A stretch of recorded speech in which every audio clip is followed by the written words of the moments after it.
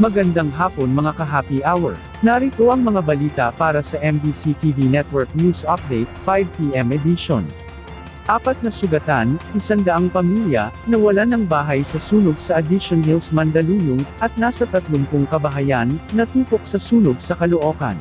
Yan ang MBC TV Network News nina Edniel Parosa, at Edwin Duque.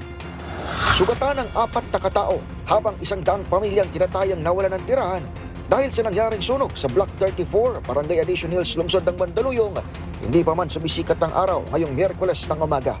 Ayon kay BFP Mandaluyong Operations Chief, Fire Inspector Brian Pilila, itinaas pa sa ikalawang alarma ang sunog alas 5:10 ng umaga bago naapula alas 6:40.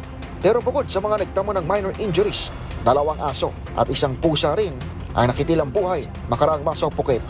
Then sa injured naman po, meron po tayo nakita lang 4 na injured na, pero mga civilian po sila. Kanilang mga injuries minor lang naman po, more on abrasions, burn, at saka yung isa po animal bite lang. Animal bite.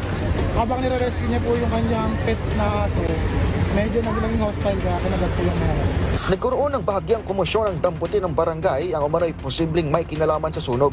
2 lalaki ang kinestyon ng pulisya na makitaan ng kandila. Pero sabi sa DZRH, Punong Barangay Carlito Sernal, isang pagsabog din ang kanila pang iniimbestigahang sanhi ng apoy. Ito kwento lang ng mga kapitbahay, meron daw isang bahay doon na parang may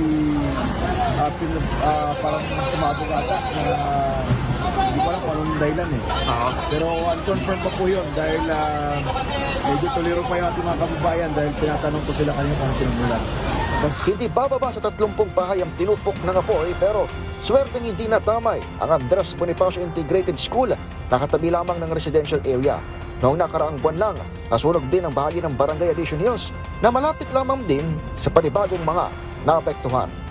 Para sa MBC TV Network News, ako si Edniel Parosa, Razor H. Una sa Pilipinas, una sa Pilipino. 30 kabahayan na gawa sa light materials at 3 commercial building ang tinupok ng apoy sa naganap na sunog dito sa Baltasar Street, kanto ng City Road sa lungsod ng Caloocan. Sa tala ng Bureau of Protection, ayon kay F.O. Cedric Pardeñas, nagkumpisang sunog dakong alas 5:29 sa bahay ng isang Pilipi Carpeso, 45 years old, sa Barangay 49 sa Caloocan. Dahil sa gawa sa light materials, mabilis na nadamay ang likurang bahagi ng kabahayan at katabing commercial building. Ipinatawag na ang may-ari ng bahay sa barangay dahil sa sumbong na nagsimulang sunog dahil sa gamit nitong kandila. Bagamat umabot lamang ng first alarm ang sunog, sa loob lamang ng 30 minuto ay ganoon karaming bilang na ang nadamay. Patuloy naman ay sinasagawang investigasyon ng Bureau of Protection upang malaman ang kabuuang pinsala ng sunog. Para sa MBC TV Network News, ako si Ares 23. Edwin Duque nagulat sa DZRH, una sa Pilipinas, una sa Pilipino.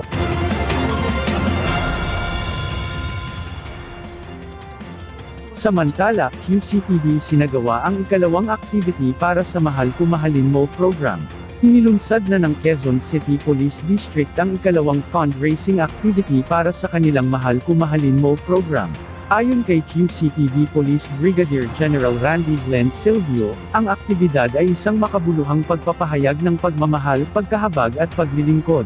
Binibigyang diin ng opisyal ang tunay na pagmamahal ay naipapakita sa pamamagitan ng ibinahaging responsibilidad at tunay na pagbibigayan. Sa pamamagitan ng paghikayat sa mga tauhan ng QCPD na mag-donate ng pre-loved items, ang inisyatibo ay hindi lamang nagpapalakas ng pakikipagkaibigan sa mga miyembro, kundi nagbibigay din ng kinakailangang suporta sa mga kababaihan, kabataan at iba pang mahihinang sektor ng komunidad. Sinabi ni General Silvio, lahat ng malilikom na pondo ay pakikinabangan ng QCPD Kids Care and Damayan Program, pati na rin ang mga partner foundations, at ang aktibidad ay isinagawa bilang pag-alala sa nalalapit na Valentine's Day sa February 14. Ating alamin ang mga latest update mamayang alas 5:30 ng hapon, sa programang Metro Manila Ngayon, Afternoon Edition. At yan ang mga balita para sa MBC TV Network News Update 5 PM Edition. Samahan ninyo kami bukas mula alas 9 ng umaga hanggang alas 5 ng hapon.